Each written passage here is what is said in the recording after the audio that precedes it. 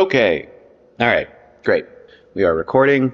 I have my coffee. I have my juice. I have my water. We are set. All right. So today I am sketching out Lipig. Lipig is he's an aquatic squonk.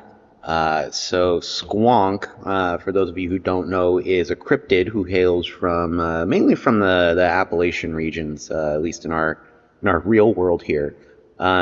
And Squonk is a funny little cryptid. He's known as what's called a fearsome critter. Fearsome critters are a genre of cryptid, I guess you could say, that kind of originate from that like Appalachian Midwest, that like zone. So kind of anywhere in that like area, in between those two areas, you can probably hear legend or tale of a squonk. It's really interesting because this cryptid is a pig who's known for, a pig-like creature who's known for, essentially crying itself into non-existence.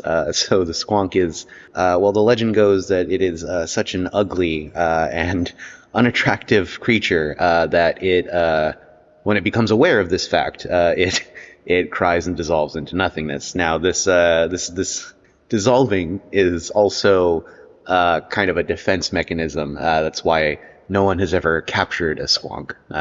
It's because they dissolve into this almost water-like substance that disappears into the ground, and there's no trace of a squonk. So we're going to play around with that a lot here as we kind of design this pig creature.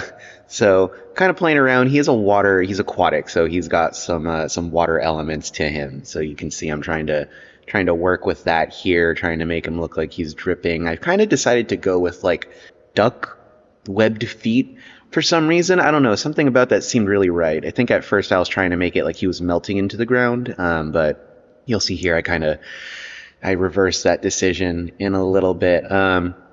So there's a few other squonks in Crytter Country, the first being Skeek, who is one of my personal favorites. He is a telluric skeek.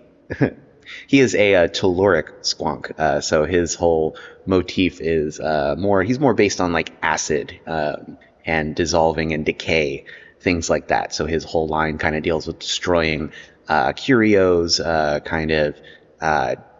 dealing scorch damage. They're a little more indirect, but once they get up there, they can deal some really big damage. So I think for Lipig, what we're kind of going for here is this idea that he's like a kind of like a watery. There's like a watery veil, I think, over him, a watery like cloak or something, like he's rising from the water, some form of like a watery substance covering his body. So I think my like favorite thing about the squonk here is probably going to be the fact that it has just like a very kind of sad quality to it. I think there's this constantly like a sorrow motif that's present in a lot of the stories and a lot of the sightings where the squonk itself is like crying, it's sad, but I think it's also very interesting that there's this kind of emotion that we relegate to this cryptid, and it's kind of taken on this personality, so much so that like in a lot of the drawings you'll never see a smiling squonk. I think is a very interesting proposition to think about. I don't know that we'll maintain that motif here in Crytter Country. I think as much as we like to be a little dark and creepy, I do like to give these guys the room for being happy. So now we're moving on to the color here, and you can see that I have chosen this very brilliant kind of blue, something that represents more of like a cartoony water, something you'd see in like an old maybe like a Looney Tunes or something. Just very clear, very brilliant. Kind of going with that. A lot of the critters share a very dark motif. I think as we get outside of the feral cosmic dread types, we can start moving into something that's a little more vibrant, a little more colorful, something that starts moving into nature and the kind of fun colors nature has. And here's me deciding that this is going to have duck feet for some reason. which I think kind of works. There's a strange implication as well underneath this watery veil of, well, then is this really a pig? You know, what really is this creature that we're looking at here? And I think that's really fun, especially for cryptids. There's this air of mystery, even if something is like very well defined. I definitely don't want it to to be. There's got to be something that makes it Crytter Country, right? Me deciding that the nose is going to share this kind of duck color, and I think that definitely solidified the rest of the design for me, where I kind of decided that you'll see a little later that this watery covering is actually going to be a little bit transparent, and there's going to be something underneath, just like a mass. I did something similar for one of our jackalope species, actually, the rabosphere line, I believe, in the last one. Their third stage host hair, yes. Their third stage host hair has a similar motif with like bones and the like, kind of creating this transparent look. So that one's really interesting. I might pop that one on screen here just to kind of take a look at. Yeah, there's a lot of really interesting designs in Crytter Country, and I'm pretty proud of them, even though my drawing skill is definitely not where it could be. I will go ahead and say that I'm definitely pretty proud of what Lipig here ends up being.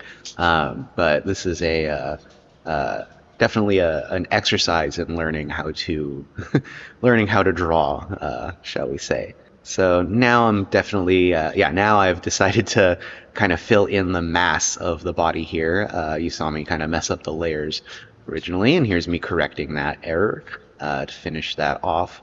Nothing too well defined, kind of really trying to keep it very mysterious, very subtle, not showing too much of what's going on underneath. I do think that maybe going back, I would give a little bit more transparency. You'll see that I definitely do that in a little bit here, but I think I could have gone a little more, given a little more shape, maybe implied something a little differently.